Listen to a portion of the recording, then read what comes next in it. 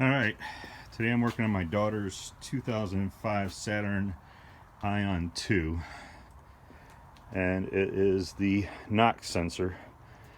03P0325 sensor went off when I did the computer read on it. Not an easy place to get to, so as you can see I tore off the top of the engine, but it's not down there. It is underneath the car, which I jacked up and put on a jack stand, so safety's always first when you're trying to find something.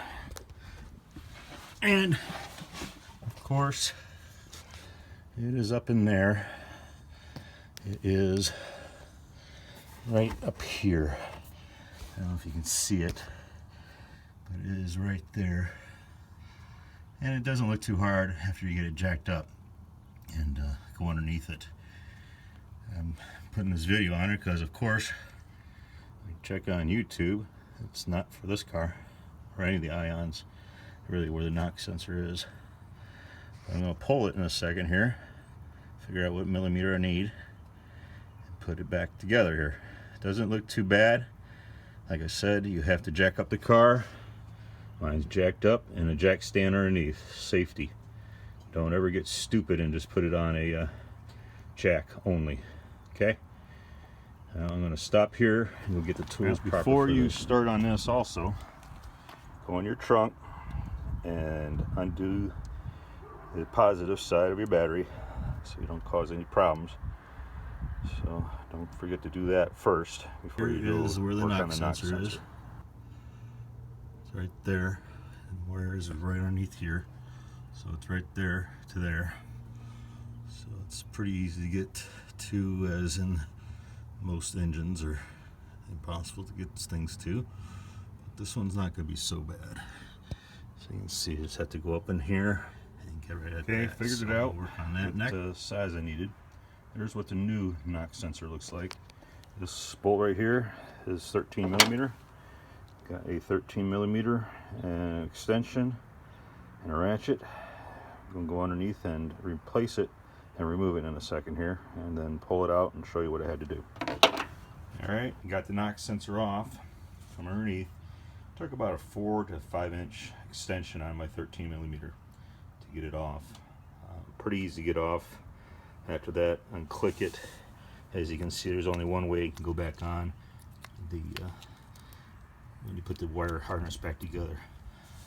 Bought it off of eBay, $17.25 delivered, and not a bad deal. Everybody else wanted at least 26 or more. Just depends on what website you found it on. So come by, replace it, put it back together, and see if clear the codes and see if that was it. All right, the new knock sensor's back inside.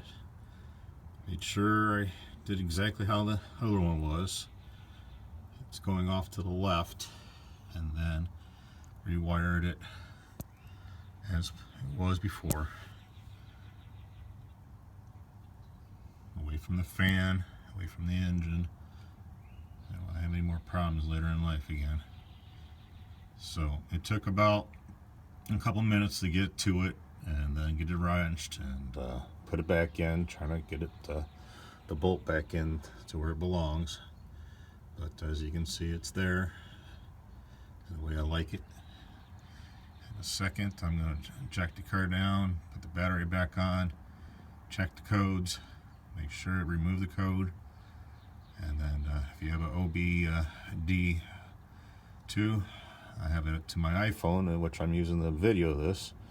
So we'll see exactly if it knocks it out and checks the check engine light off. Alright, and that's it for now, and there'll be a little bit more video, but that'll be about it. I hooked up on my OBD2, and as soon as I started the engine, check engine light was gone. Everything looks good, so I don't have to worry about that. And thanks for looking, and hopefully this helps you guys out.